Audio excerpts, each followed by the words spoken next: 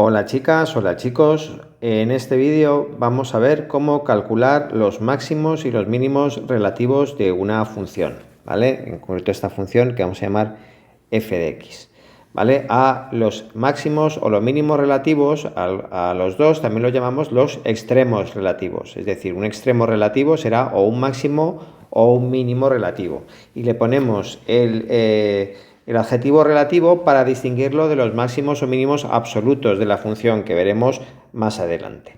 Bueno, entonces primero vamos a ver qué es esto de un máximo o un mínimo relativo. Mirad, por ejemplo, una función como esta, en este punto de aquí, que voy a llamar A, va a tener un máximo relativo. Y fijaros, ¿por qué se caracteriza un máximo relativo? Pues lo puedo caracterizar de dos maneras. Fijaros, a la izquierda de la función, del máximo, la función va a ser creciente y a la derecha va a ser decreciente. ¿Vale? Un punto como este, que voy a llamar B, ¿vale? Le vamos a llamar un mínimo relativo. Y fijaros, se caracteriza, entre otras cosas, porque a su izquierda la función es decreciente y a su derecha la función es creciente, ¿vale? Sin embargo, esto no nos sirve mucho para definir lo que es un extremo relativo. Vamos a definir, igual que hemos hecho antes con la monotonía, vamos a definir rigurosamente qué significa que la función tenga un extremo relativo, un máximo relativo, en este caso en A. Entonces, fijaros, ¿qué pasa?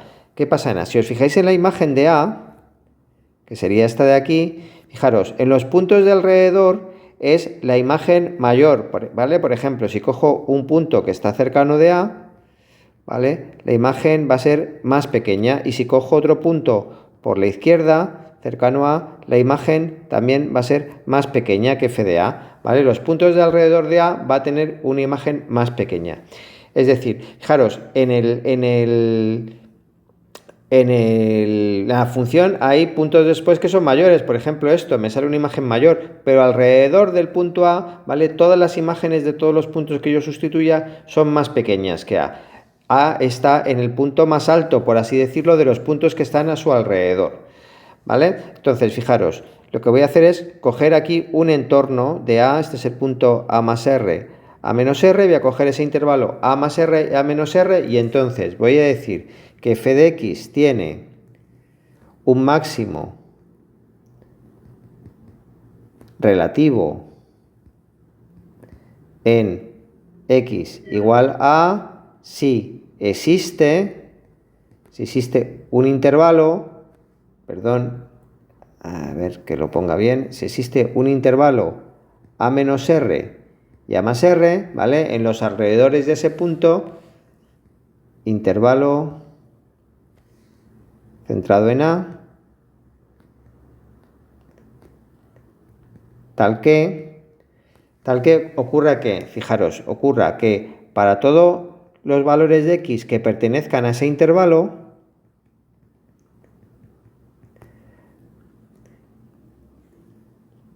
entonces f de x, ¿vale? La imagen de cualquiera de esos puntos es menor que la imagen de A. f de x es menor, lo voy a poner aquí abajo, a ver, lo voy a poner tal que para todo x que pertenece, que no me cabe, a más r, entonces f de x es menor que f de A, ¿vale? Es decir, la imagen de A es la imagen más grande de todos los puntos de sus alrededores, por así decirlo. Entonces diremos que ahí tendremos un máximo relativo. Fijaros, si en vez de decir la definición de máximo queremos hacer la definición de mínimo, fijaros, en un mínimo, como ocurre en B, ¿qué pasa? Si yo cojo un intervalo y esta es la imagen del punto B, ¿vale? Esto es f de B. Si yo sustituyo cualquier punto del intervalo en la función, la imagen me va a salir más grande, ¿vale? Me va a salir por encima de la imagen de B. Cualquier punto, sea a la derecha o a la izquierda, la imagen me va a salir más grande. Entonces, para cambiar la definición de máximo por la definición de mínimo, lo único que habría que cambiar de todo esto es cambiar aquí la palabra máximo por la palabra mínimo, y aquí en vez de poner menor, poner mayor. ¿Vale? Y ya está. Y todo lo demás sería exactamente igual en la definición. Bueno, esto nos sirve para definir, para tener bien claro qué es un máximo o mínimo relativo, pero no nos dice cómo calcularlos.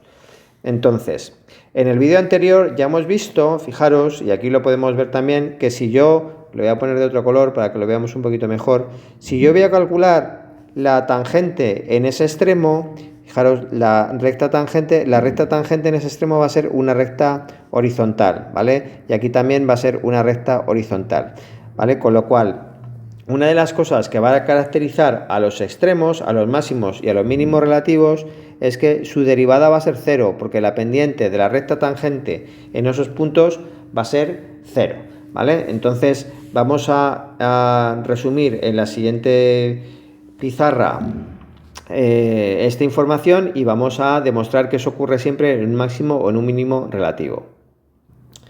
Entonces, fijaros, para resumir lo anterior, ¿cuál es la condición que hace falta para que una función tenga un máximo en un mínimo en un punto? ¿Vale? Primero, si f de x es derivable, ¿vale? Siempre que la función sea derivable en ese punto, porque fijaros, la definición que hemos hecho antes de máximo o mínimo se aplica para cualquier tipo de función, sea derivable o no, ¿vale? También podemos tener máximos o mínimos relativos en puntos en los que la función no es derivable y habría que aplicar directamente la definición anterior. Pero si la función es derivable, que es lo que va a ocurrir en la mayoría de los casos, entonces, vamos a ver que es derivable en x igual a a y tiene un máximo o un mínimo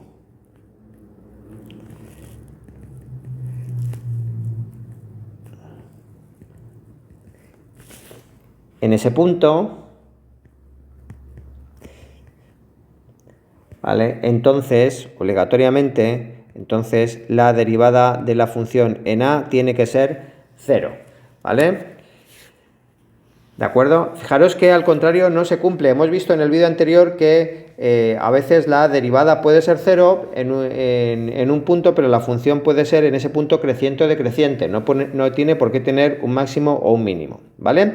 Entonces, recordar también que los puntos en los que la derivada valía 0, lo vimos en el vídeo anterior, se llamaban puntos críticos, ¿vale? Entonces, que una función tenga un punto crítico, es decir, que la derivada en un punto valga 0, no implica que en ese punto tenga un máximo o un mínimo, con toda seguridad, ¿vale? Pero solo puede tener máximos o mínimos en los puntos en los que ocurre eso, ¿vale? En los puntos donde no ocurre eso, con toda seguridad no habrá ni máximos ni mínimos.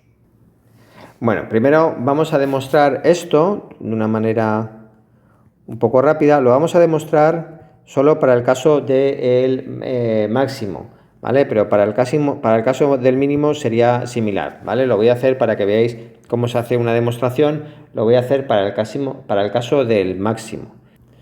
Entonces, vamos a suponer que f de x es derivable en x igual a a y además f de x tiene un máximo en x igual a. Y vamos a demostrar a partir de eso que obligatoriamente la derivada tiene que ser 0. ¿Vale? Fijaros, si f tiene un máximo en x igual a, entonces esto implica que f de x menos f de a es siempre negativo, ¿vale? Lo acabamos de ver en la definición, ¿vale? Todos los puntos alrededor, por lo menos en los puntos de alrededor, ¿vale? En los puntos de alrededor, eso de ahí va a ser negativo. Entonces, fijaros, cuando yo calcule la derivada por la derecha,